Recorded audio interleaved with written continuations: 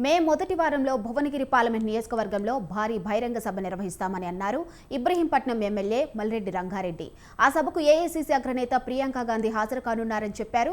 Bhuvanagiri sitting స్థానమని అక్కడ కాంగ్రెస్ అభ్యర్థిగా చామల కిరణ్ కుమార్ రెడ్డి ఈ నెల 21న భారీ ర్యాలీగా నామినేషన్ వేస్తారని చెప్పారు. నామినేషన్ కార్యక్రమానికి సీఎం రేవంత్ హాజరవుతారని, చామల కిరణ్ను భారీ మెజారిటీతో గెలిపించుకుంటామని అంటున్న ఇబ్రహీంపట్నం ఎమ్మెల్యే మల్రెడ్డి రంగారెడ్డితో మా ప్రతినిధి రాజు ఫేస్ టు ఫేస్. అనేటటువంటి అంశాలను దృష్టిలో పెట్టుకొని కూడా సీఎం రావడం జరిగింది. అయితే Bhuvanagiri parliament ticket Munugode MLA Rajagopal Reddy భార్య లక్ష్మి ఆశించారు. ఆ అనంతరం కూడా రేవంత్ రెడ్డి కీలకంగా వ్యవహరించి కూడా తన సన్నిహితుడైనటువంటి చామల కిరణ్ కుమార్ రెడ్డికి ఆ టికెట్ దక్కేలా కూడా కీలక పాత్ర పోషించారని చెప్పుకోవాలి. అయితే ఈ నేపథ్యంలో అటు భువనగిరి పార్లమెంట్ నియోజకవర్గానికి గతంలో ప్రాతినిధ్యం వహించినటువంటి రాజగోపాల్ రెడ్డిని కాంగ్రెస్ పార్టీ కోఆర్డినేటర్గా నియమించింది. ప్రస్తుతం మనతో పాటు మల్రెడ్డి రంగారెడ్డి గారు ఉన్నారు, ఎమ్మెల్యే ఇబ్రహీంపట్నం ఎమ్మెల్యే. కొద్దిసేపటి క్రితమే రాజగోపాల్ రెడ్డి నివాసంలో భువనగిరి పార్లమెంట్ నియోజకవర్గ సన్నాహ సమావేశం జరిగింది. సరే, ఏం చర్చించారు, ఎటువంటి అంశాలు చర్చకు వచ్చాయి? బ్రదర్, చర్చ ఏమి లేదు. భువనగిరి పార్లమెంటు రివ్యూ ముఖ్యమంత్రి గారి దగ్గర ఉండే ఆ రివ్యూను మా రాజగోపాల్ రెడ్డి గారు ఇక్కడే భోజనానికి రండి, ఇక్కడే మాట్లాడుకుందాం అన్నాడు. కాబట్టి ఇక్కడ మీటింగ్ పెట్టుకున్నాము.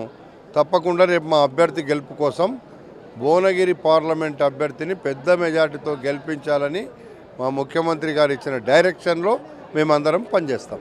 అంటే ఎప్పుడు నామినేషన్ వేయబోతా ఉన్నారో ఆ నియోజకవర్గానికి సంబంధించి 21వ తారీఖు నాడు నామినేషన్ వేయాలని ఒక నిర్ణయం తీసుకున్నాం.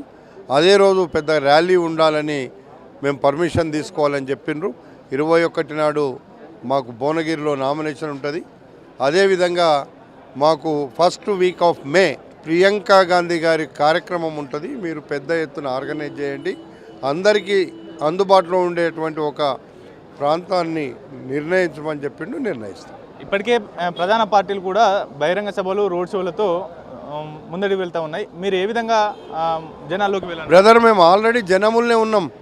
6 పథకాలను తీసుకొని గ్రామానికి ఇచ్చినాం మొన్నటి వరకు. ఇప్పుడు ఆ 6 పథకాలను అమలు చేయడానికి మేము ఎలా చేయాలి, ప్రజలకు ఎట్లా అందుబాటులో ఇవ్వాలి అని ప్రతిరోజు ప్రజల్లో ఉన్నాం. మాకు ఇప్పుడు కొత్త ఏమి కాదు. గతంలో టీఆర్ఎస్ పార్టీ మేము 5 ఏళ్ళు 10 ఏళ్ళు ప్రజల్లో ఉన్నాం, మమ్మల్ని గెలిపిమన్నారు. అది కాదు కదా. మేము అన్న మాట నిలబెట్టుకొని 6 పథకాలు అమలు చేసేట్లో ముందుకెళ్తున్నాం. ఇంకా రేపు పొద్దుగల్లా అమలు చేయాల్సినవి చాలా ఉన్నాయి. అవి అన్నిటిని కూడా ఆ కార్యక్రమాలను ప్రజలకు అందించడానికి ప్రయత్నం చేస్తాం. భువనగిరిలో ఎట్లా ఉంది సార్? ఇప్పుడు చామల కిరణ్ కుమార్ రెడ్డిని అభ్యర్థిని ప్రకటించిన తర్వాత సర్వేలు ఏం చెప్తా ఉన్నాయి?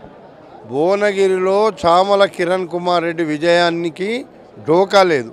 మెజార్టీ ఎంత అని పని చేయమని ముఖ్యమంత్రి గారు చెప్పిండ్రు. సర్వేలన్నీ చెప్తున్నాయి.